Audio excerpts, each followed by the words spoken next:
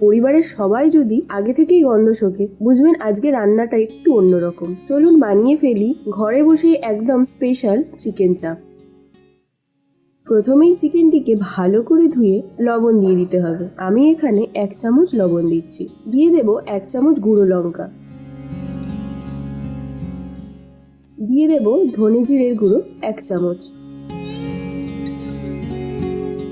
দিয়ে দিতে হবে আদা রসুনের পেস্ট। আমি এখানে 2 চামচ আদা রসুনের পেস্ট দিচ্ছি।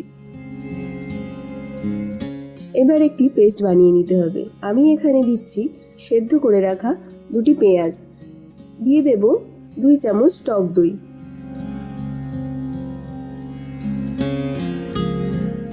দিয়ে দেব 2টি কাঁচা লঙ্কা আর 10 থেকে 12টা কাজু, আর দিয়ে দিতে হবে 1.5 চামচের মতো পোস্ত।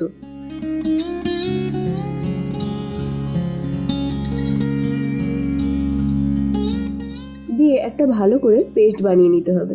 পেস্টটি এবার চিকেনের মধ্যে দিয়ে দিতে হবে। এবার একটি মশলা বানিয়ে নিতে হবে। প্যানে দিচ্ছি হাফ জায়ফল, 2টি দারচিনি, 4 থেকে 5টি এলাচ, 4 থেকে 5টি লবঙ্গ, একটি জয়িত্রী, 1 চা চামচ সামরিচ, 1 চা চামচ গোলমরিচ দিয়ে কিছুক্ষণ ভেজে নিতে হবে।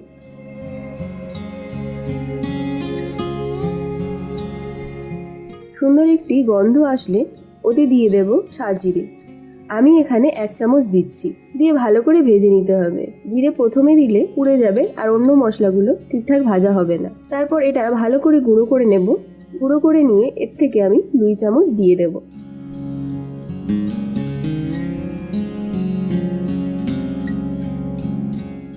এবার চিকেনটি ভালো করে ম্যারিনেট করে নিতে হবে।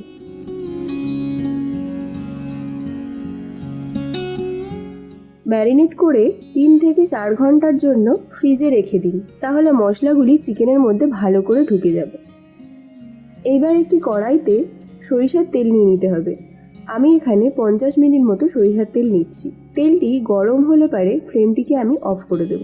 অফ করে 1 চামচ কাশ্মীরি লাল লঙ্কার গুঁড়ো দিয়ে দেব। ফ্লেমটি না অফ করলে কাশ্মীরি লাল লঙ্কার গুঁড়োটা পুড়ে যাবে এবং খেতে তেতো লাগবে। এবার ম্যারিনেট করে রাখা চিকেন কড়াইতে তুলে দিতে হবে।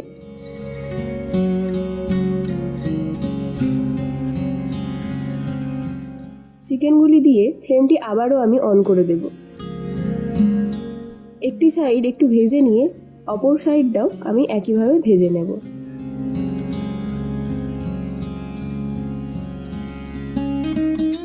তারপর চিকেনের যে মশলাটা ছিল সেটাও আমি দিয়ে দেব।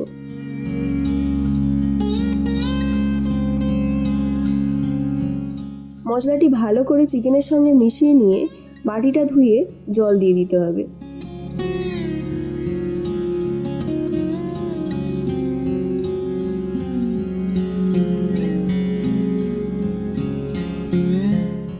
ভালো করে মিশিয়ে ঢাকা দিয়ে 7 থেকে 8 মিনিট রান্না করে নিতে হবে। 7 মিনিট পর ঢাকাটি খুলে একটু নাড়িয়ে নিতে হবে।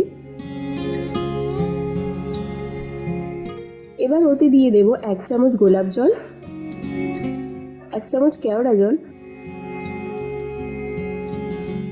আর খুব সামান্য মিঠা আতর। রেডি আমাদের চিকেন চাপ রেসিপি। আপনিও বাড়িতে বানিয়ে দেখুন আর কমেন্টে জানান আপনার এই রেসিপিটি কেমন হয়েছে।